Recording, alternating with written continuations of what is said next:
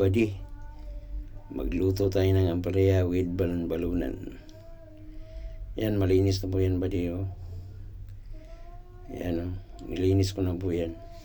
Ngayon magigisa po tayo ng bawang. Yan, mikos-mikos natin mga buddy. Yan, sunod natin yung sibuyas.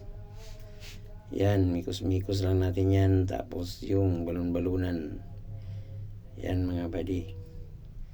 Yan, masarap po yan buddy, lalo na sa pulutan. Lagyan po natin ng paminta. Yan, mikos-mikos lang natin mga buddy. Yan. Lagyan natin ng chicken cubes para lalong sumarap. Yan. Yan, kumukulo na po siya mga buddy. Lagyan natin ng kaunting soy sauce, tuyo mga buddy. Yan mga buddy.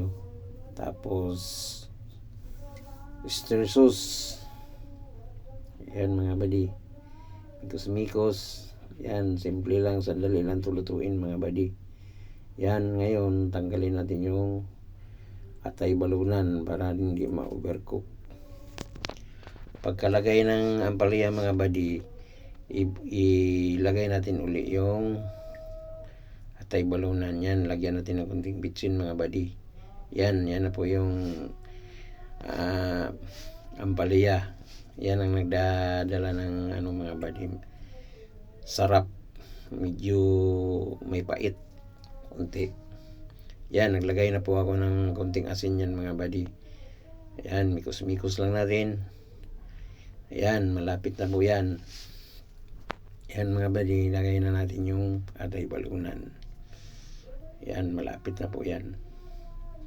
Yan, kunti na lang mga buddy, maluluto na po yan. Yan, mikos-mikos. Yan mga buddy, oh. Wow, lapit na po.